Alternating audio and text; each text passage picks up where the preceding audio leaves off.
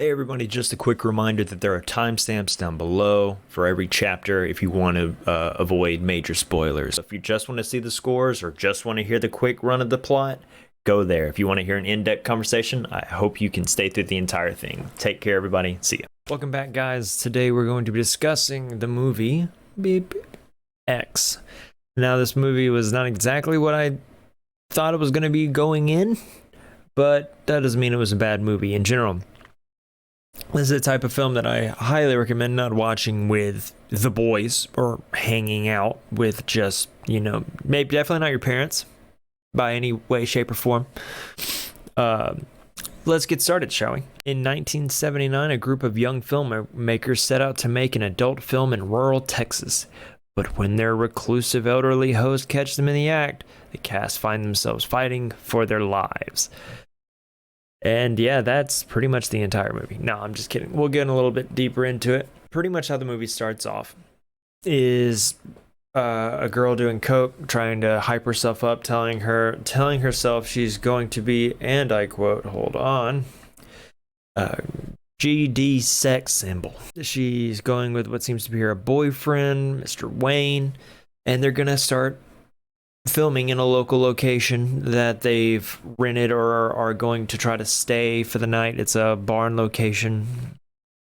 So we have Maxine, who's the main girl, lots of freckles, only wears overalls when there's nothing else to wear, apparently.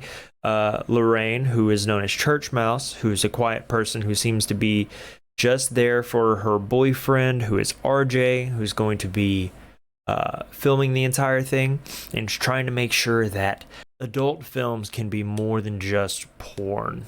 Art is trying to make it so that adult films will be taken more seriously, and that's completely fine. So we got RJ, Lorraine, Maxine, Wayne, who's seems to be like the main producer. I think it was the executive producer is the exact terms he uses. We have Jackson Hole, who is the male talent for this film, and Bobby Lynn, who is the one of the two female stars of this movie, who pretty much her entire mantra is not all people are blessed to look like me, so I might as well use it. Okay. As soon as they get to this location, it seems Wayne is immediately met at the front door by how do we put this? A very elderly man with a shotgun pointed directly at him, saying he doesn't remember talking to anybody like this. Blah blah blah blah blah. Seems to be a mild miscommunication. He sweetens the deal. He was originally going to pay him $20 for the night, and instead he bumped it up a little bit so he can have all these people here with him. Howard doesn't necessarily take this well. It also seems to be that nobody's told Howard what is going to be going on in his spare building. So everyone, pretty much Wayne's telling everybody what he don't. It's better to ask forgiveness than to ask permission. All right, sure, guy. That seems to be the way to go about this. While they're beginning to move everything in for their night stay, Maxine notices an older woman kind of up in the top section of the house, to where she just was looking at her, and that would be Miss Pearl. Howard lets them know that he doesn't mind them staying there as long as they keep it down and don't interrupt his wife. They begin filming, so sex everywhere, ooh la la, frisky. While the first scene is happening, A24 does a fantastic thing with silence and the lack of music in certain locations. So they have a scene with Miss Maxine as she is pretty much killing time while Bobby Lynn is being absolutely plowed by Mr. Jackson. She goes off to a local area that they seem to have a pond at their location. So she walks out there for a smoke and just relaxes. When she hops in, the camera suddenly cuts to an alligator that is still in this location with her. And it just flashes back to the sex scene, cuts back in, Pearl skinny dipping in the water, and just in time for her to be like, I'm kind of done with this whole sun tanning thing. She begins to make her way back to the dock, if you will, as an alligator is slowly approaching her. And it does, once again, it's so good with the silence of just her swimming, and it's a long up shot of looking down into the pond. You can just see they're moving about the same speed, one following the hunt and the other it's just taking her time, just trying to get up. She takes an extra second, relaxes on the dock, and you're just, once again, like the almost the anxiety that this film comes with. It's just like, get out. And sure enough, she gets out, nothing happens. And at this moment, she meets with Miss Pearl, or she sees Miss Pearl kind of awkwardly waving, and she kind of gestures her in. Maxine goes in, has a nice drink with Miss Pearl. Miss Pearl, this, by the way, random side note, Maxine also plays Pearl. So try to catch that. Like it looked pretty seamless. There's a couple of things you can't really avoid when, like, the Eddie Murphy problem, where you're gonna have to like reach out and like communicate with yourself, and that gets weird. But Maxine is starting to get a little weirded out by Pearl, as she can see actual pictures of her when she was younger, and it looks a lot like Maxine. Miss Pearl starts to get a little bit handsy, and the fact that Maxine isn't wearing anything else but overalls means that like little side touches like that is even extra creepy. And Miss Pearl's pretty much letting her know, is like, hey, you're lucky you still got it. I remember when Howard used to do anything I told him, stuff like that. It's very awkward, very creepy, very bleh. We leave from that location. Maxine begins to head back when Howard shows back up at the house. Maxine heads back to the shoot, gets ready for her scene. A little bit of time passes. They do their scene, her and Jackson. After during her filming of her doing what she does with Jackson, you see Miss Pearl putting on the exact same makeup as Maxine, like a blue whatever thingy. I don't know, makeup that will eyeshadow, we'll call it. Besides that, she's starting to look into Miss Pearl is starting to look into the mirror and get more and more depressed, just seeing how much she's changed. And it's just like she's not handling how time has affected her well. Like, she's old, she looks like 80, 90 plus, and she's just not, like, her skin's barely hanging on to her. Like, it looks rough, and she looks rough. Just, that's how time works. And, you know, so she gets sad, and she's crying and wiping her makeup away. A little bit later, Lorraine, aka Church Mouse, finally speaks up, saying she wants to be a part of it because they seem so wild and free, and might as well be doing this while we're young, and so on and so forth. Her boyfriend does not want that to happen. He doesn't want to watch his girlfriend, who was just supposed to be there to film, to suddenly be a porn star. Who knew? Wayne kind of convinces him, is like, hey, if you don't let her do it now, she's going to get it one way or another. And which is not how you talk to anyone or about anything. Like, that is extremely rude. And just, I mean, okay, you should have, like, if you're trying to make something beautiful and you've described this as being okay repeatedly to your girlfriend, yeah, like, you're gonna have to accept the fact that you've now sold this to her, and now after she's kind of like, I don't know about this, and now she's gotten to talk to two of the actresses and has seen what Jackson can do. Yeah, like, you've done what you've done. So she gets ready for the next scene, does the next scene. It cuts shortly after to, I missed a major important part. While Maxine's getting her scene done in the barn, which they pretty much are just keeping an eye out for Howard, making sure he's not swinging by, Miss Pearl catches her in this sexual deviant act. But I say catches her, she's watching her through the window, which is, you know, like,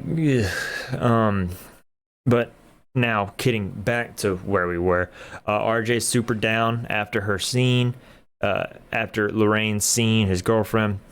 He starts crying in the shower. He says, "No, you know what? This is dumb. I'm not gonna do this. I'm not gonna just sit here and let this happen. They can keep the film." And he goes and gets the keys and begins to leave the establishment. He cranks the car, and him cranking the car wakes up Pearl.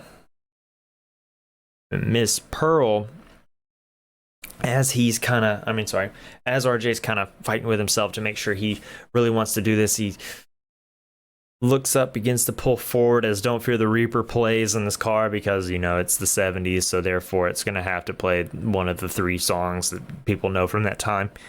And sees Miss Pearl standing with her arm behind her back and just kind of swaying awkwardly in her nightgown, which is completely normal. Yeah, completely normal. RJ gets out to check on her. He said, "I'm so sorry for waking you up. That wasn't my intention."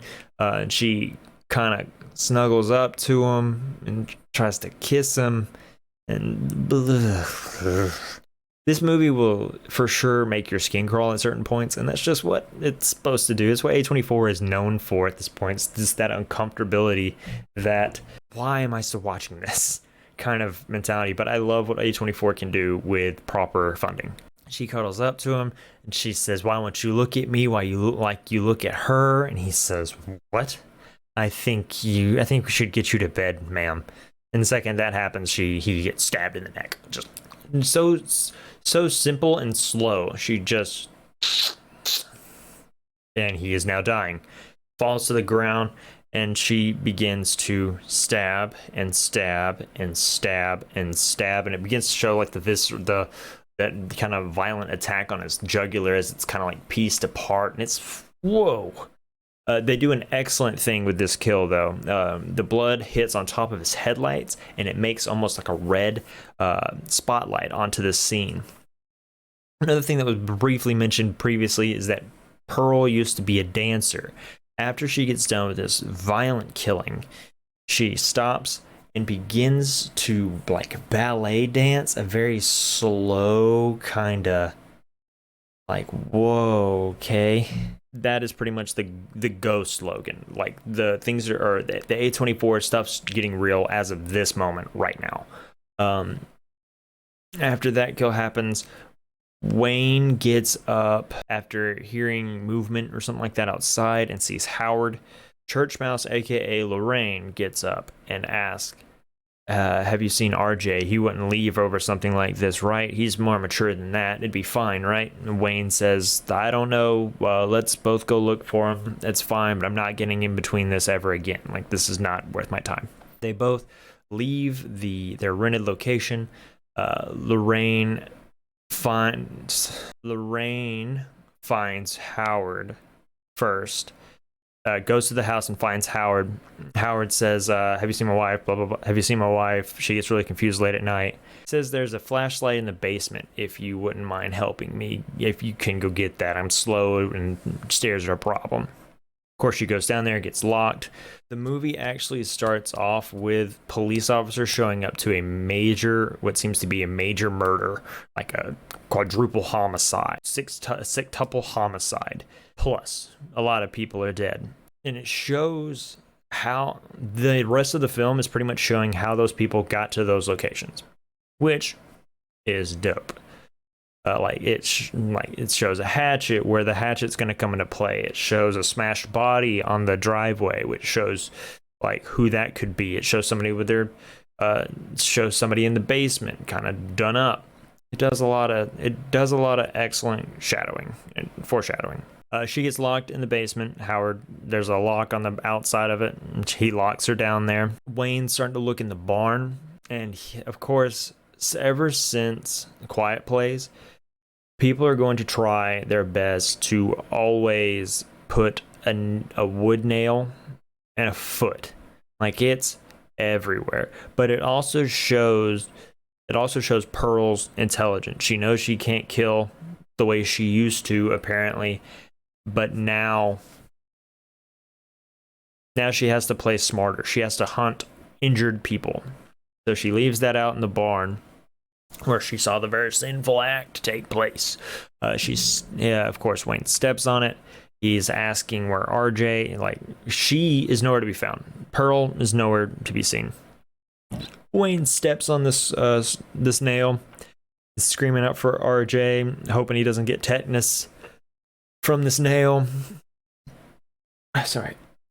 Wayne begins to see that there are couple little holes, 3, maybe 4 holes on the other side of this barn, and he sees movement outside. So of course he's gonna walk up real close, find the holes, and put his eyes right up to them, right in time for the camera to only show a shadow begin to come over it, and a pitchfork to go straight through his eyeballs. They do an okay scare with that, like it's a quick, like, loud, metal shing sound. But what they get you with, like 2 minutes later, maybe 3 or 4 minutes later, they cut away from that as he's see no eviled, and it cuts to Lorraine, like, trying to get out of this location, freaking out, screaming, as Howard makes his way to the house and Jackson wakes up to help him look for his lost and not feeling well wife.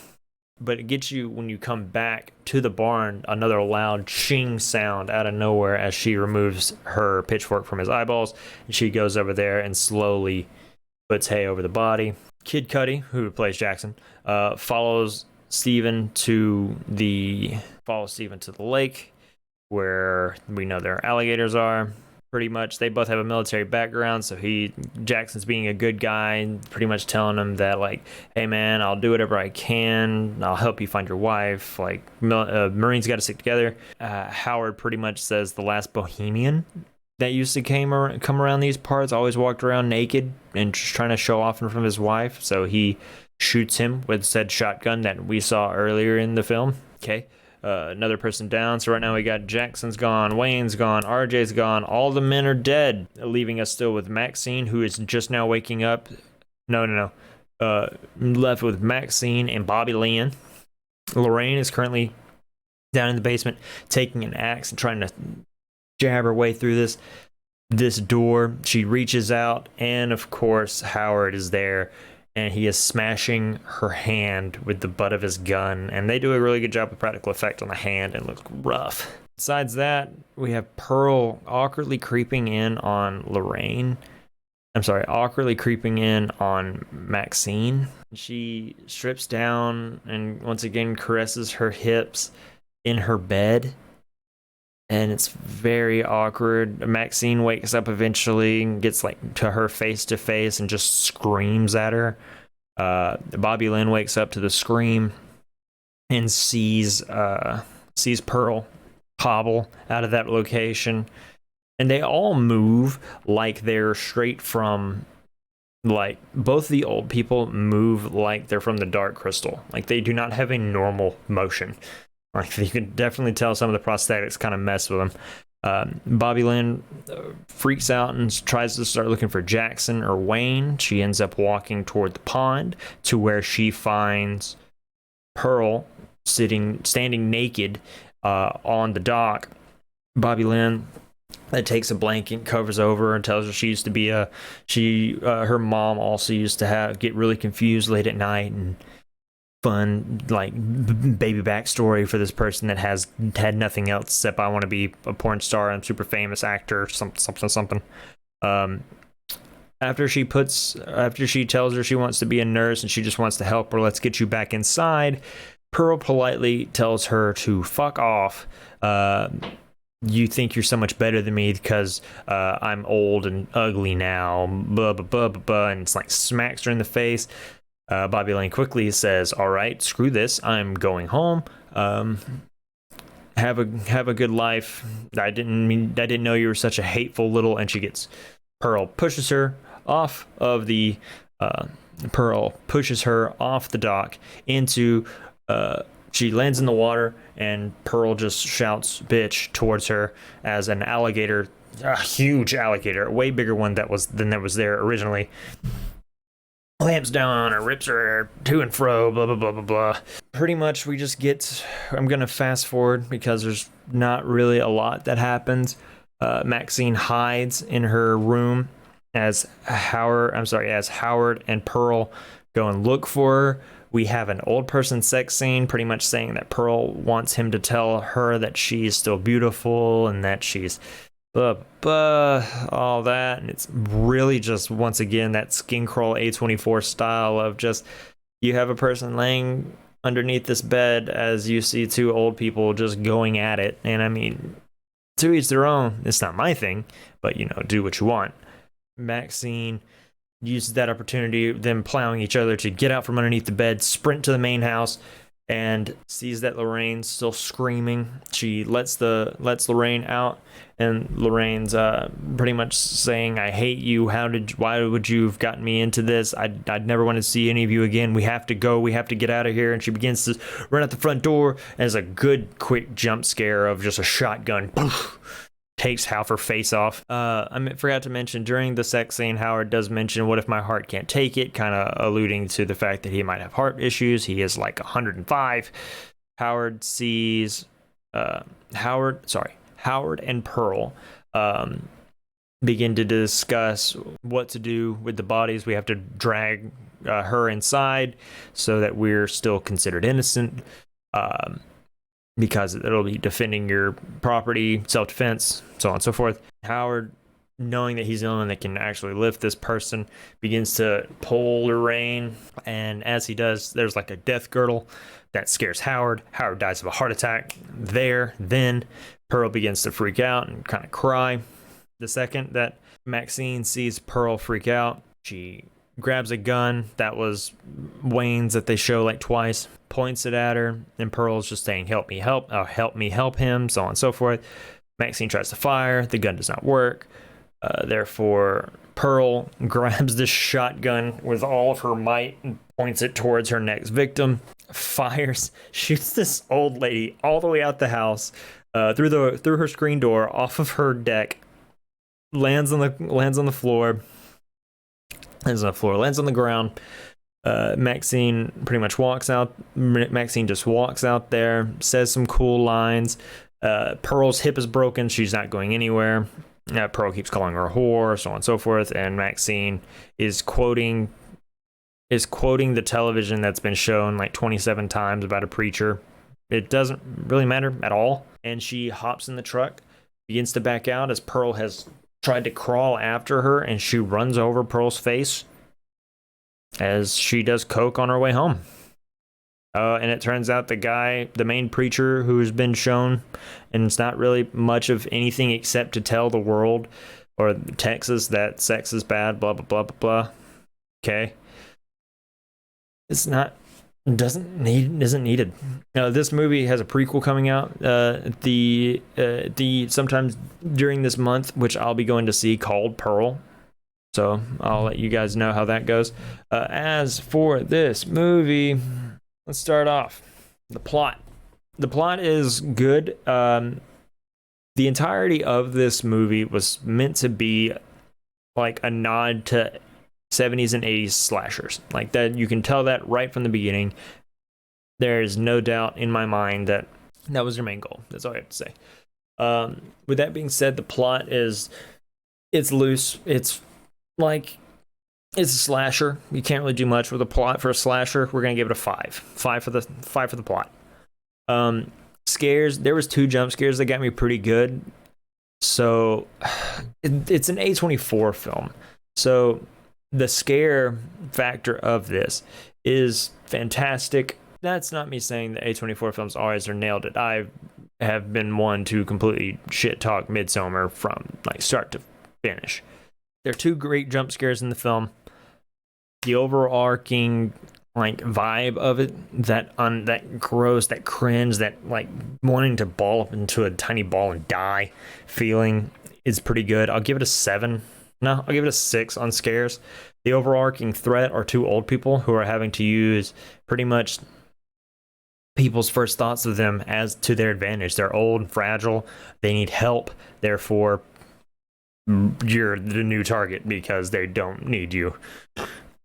And they're going to be good at whatever they have been doing their entire life. So the threat, I'll give a 7 because they do a good job at using that to their ability. Is this movie for newbies? Absolutely not. I do not recommend this to teens. I do not recommend this to getting people into horror. So is it for newbies? No. Do I recommend this film? If you like A24 films, this fits right in. If you're not into watching a softcore porn, probably not. Probably not. Yeah, that's what I'll say about that. As for its overall score, I will give this I'm going to give this a 6 point. No. I'll give it a 6.8 is what I'll give this. I'm going to give this a 6.5 is what I'll give it. Just because it's a slasher. Well, I'll give it a 7. I'll give it a 7 for a slasher, as in for a full horror movie, I'm giving it a 6.5 to a 6. Like, there are scenes really well set up for this film. It's just a lot of sex. You know, it's every awkward moment in a Jason film, but for an hour. And I think that I would say the total amount of sex or sex themed things is probably about 40 minutes of the movie, and it's an hour 40. I don't know, but that's my overall thoughts. So once again, 6.8 is probably what I'd put it as a whole. I've changed my score like 5 times because it's a fun film, but it's just gonna be it's just gonna be that exact thing. Anyways, guys, that was the movie X from A24. We got another 29 of these things to go. I hope you all had a good time listening. And yeah, I just gave you a recap. Like, I didn't really give you my thoughts on it. Take care. Stay scared. See you guys.